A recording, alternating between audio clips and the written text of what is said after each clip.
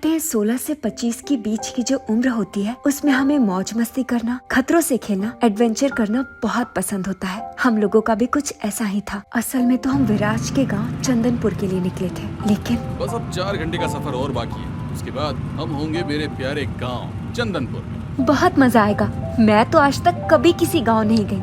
हाँ यार, गांव देखने का मन तो मेरा भी है, लेकिन अच्छा होता हम इस जंगल में रुककर भी कैंपिंग करके थोड़ा सा पिकनिक मना लेते। उसके मुंह से ये बात निकलते ही ना जाने जीप में क्या हुआ, वो थोड़ा अनकंट्रोल हुई और अचानक से बंद हो गई।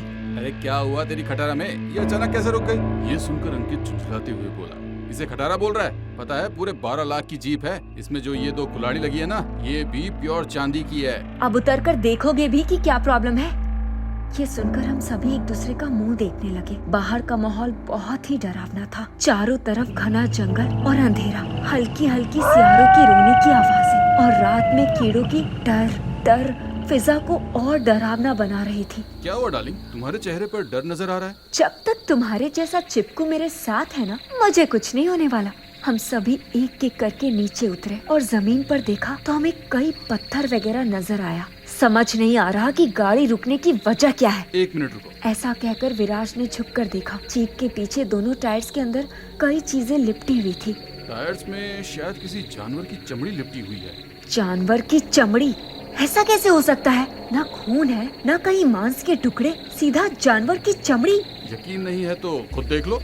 हम सभी ने झुककर देखा तो सच में इंजन में किसी जानवर की चमड़ी फंसी थी। यार, ऐसा कौन सा जानवर हो सकता है जिसकी ये खाल हो सकती है? एनाकोंडा? एनाकोंडा के अलावा भी एक ऐसा जानवर है जो अपनी स्किन छोड़ देता है। हम सभी सवालिया नजरों से उसे देखने लगे। और वो है वेंडिगो। मैंने भी उसके बारे में सुना है। अगर वही हुआ तो यहाँ जाना खतरा हो सकता है। नहीं, ऐसा भी नहीं है। कहते हैं वो चांदी की चीजों से डरता है। हम सभी ने आपस में थोड़ी सी बहस की, फिर सभी जंगल में कैंपिंग करने के लिए रुकने को तैयार हो गए। हमने कैंप लगा लिए और कैंप के बाहर आग जलाकर बैठ गए। तभी अंकित ने निशा के कान में कुछ कहा।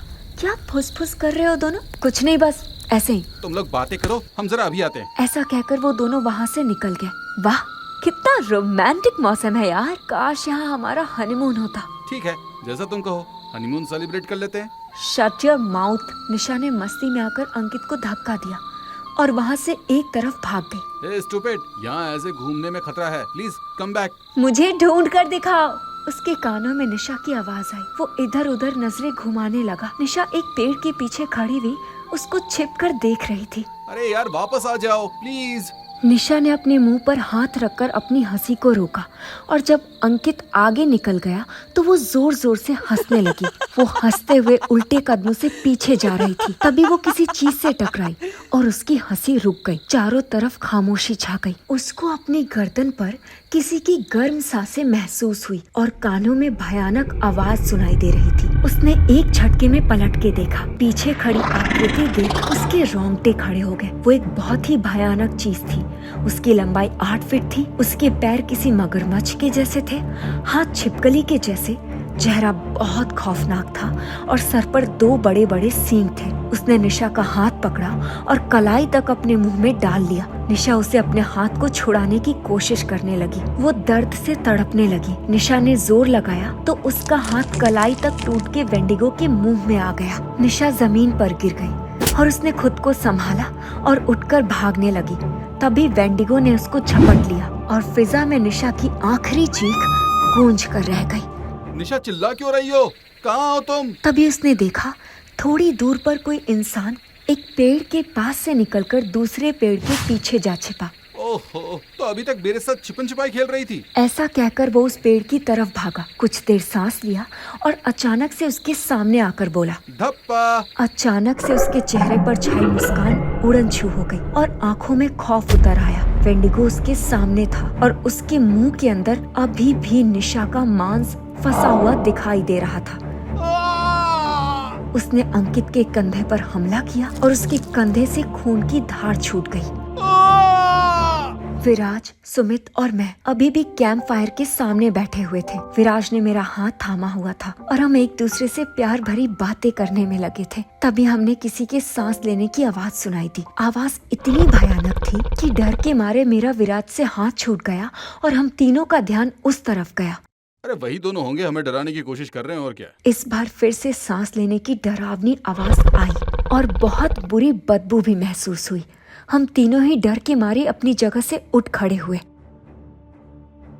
अभी हम उन सांसों की भयानक आवाजें बर्दाश्त नहीं कर पा रहे थे कि किसी के कदमों की तेज खट खट की आवाज हमें सुनाई देने लगी। हम तीनों एक साथ उस तरफ देख रहे थे। जैसे जैसे कदमों की आवाज बढ़ती जा रही थी, हमारे दिल की धड़कनें भी तेज होती जा रही थी। हमने देखा कि सामने से वेंडिगो अपना मुंह फाड़े हुए हमारी ही तरफ आ रहा था। एक पल को तो हम तीनों संट रह गए। हमारा शरीर कांपने लगा। तभी वो हमारे ऊपर हुंकारा।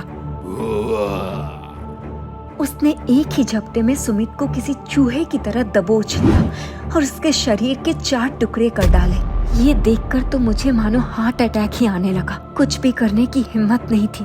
विराज ने मेरा हाथ पकड़ा और मुझे वहाँ से लेकर भाग निकला। हम दोनों कहाँ भाग रहे थे ये असल में हमें भी खबर नहीं थी, लेकिन बस हमें उस भयानक दानव से दूर जाना था। कुछ देर भागने के बाद जब हम दोनों बहुत थक गए और हमें लगा कि हम उसकी पहुँच से दूर आ चुके हैं, तो हम रुककर सांस लेने लगे। वो जरूर वही वेंडिगो होगा जिसके बारे में सुमित बात कर रहा था। तभी हम दोनों को वहाँ से मांस के सड़ने की अजीब सी बदबू आने लगी। ये बू कैसी है? कहीं वो नजदीक तो नहीं? हम दोनों ने 2 कदम आगे बढ़कर देखा तो जमीन पर हमें अंकित की लाश पड़ी नजर आई। ओह! तभी वहाँ वेंडिगो आ गया और उसने विराज का हाथ पकड़ लिया।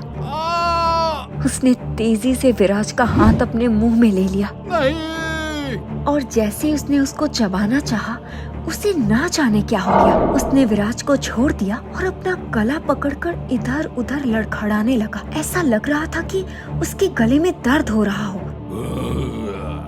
मैंने विराज का हाथ थामा और हम दोनों फिर से भागने लगे। आखिर कब तक हम इससे भागते रहेंगे? ये हमें नहीं छोड़ने वाला। हम दोनों ने गौर किया कि विराज हमेशा अपने हाथ में एक चांदी का कड़ा पहनता था, जो अभी भी उसकी कलाई में चमक रहा था। समझ गया, सुमित ठीक कह रहा था। ये जरूर चांदी से डरता है, इसलिए जब उसके मुंह के अंदर मेरे हाथ का कड़ा चला गया तो उसने मुझे छोड़ दिया। तभी फिर से हमें वेंडिगो की गुर्राने की आवाजें आने लगी। मेघना, तुम ये कड़ा पहन लो और बस यहाँ से भाग जाओ। पीछे मुड़कर मत देखना। मेरी चिंता मत करो। हम में से सिर्फ एक ही बच सकता है जिसके हाथ में ये कड़ा होगा। ऐसा कहकर विराज ने जबरदस्ती मेरे हाथ में वो कड़ा पहना दिया और मुझे धक्का दे दिया। मैंने ना चाहते हुए भी अपने कदम आगे बढ़ा दिए। विराज अब उसकी तरफ देख रहा था जहाँ से वेंडिगो के कदमों की आवाजें आ रही थी। उसे पता था कि उसकी आखिरी घड़ी आ चुकी है। मैं भी अपनी जान बचाने के लिए भागी जा रही थी। तभी मुझे हमारी जीप नजर आई, लेकिन जीप का क्या, जीप तो स्टार्ट भी नहीं हो सकती थी। मैं वहीं रुककर हांफने लगी। तभी मेरी नजर उस कुल्हाड़ी पर पड़ी जो कि जीप के दोनों साइड लगी थी। उसको देखते ही मुझे अंकित की कही बात भी याद आ गई। ये दोनों कुल्हाड़ी चांदी की है।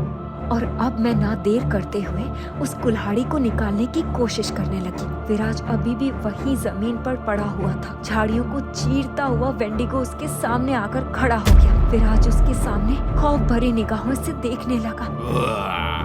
वेंडिगो ने घूरते हुए विराज पर छलांग लगा दी, लेकिन वो विराज तक पहुंचता इससे पहले ही मैं वहां पहुंच गई। मैंने एक ही झटके में उसकी गर्दन पर ऐसा हमला किया कि वो कटकर एक तरफ गिर गया। उसका सिर्फ शरीर विराज के पास पहुंचा और जमीन पर गिरकर फड़फड़ाने लगा। मैंने कुल्हाड़ी से उसके शरीर के कई टुकड़े कर डाले। विराज ने खड़े होकर मुझे संभाला। मैं अभी भी पागलों की तरह उस पर हमला किए जा रही थी। वो मर चुका है मेघना। विराज ने कुल्हाड़ी मेरे हाथ से लेकर एक तरफ फेंक दी। मर चुका है वो। इस पर मैंने उसका हाथ थामा और मुस्कुराते हुए कहा, मैंने कहा था ना, जब तक तुम्हारे जैसा चिपकू मेरे साथ है मुझे कुछ नहीं होने वाला। इस पर विराज भी हंस पड़ा और फिर हम दोनों हाथ थामे वहाँ से निकल गए।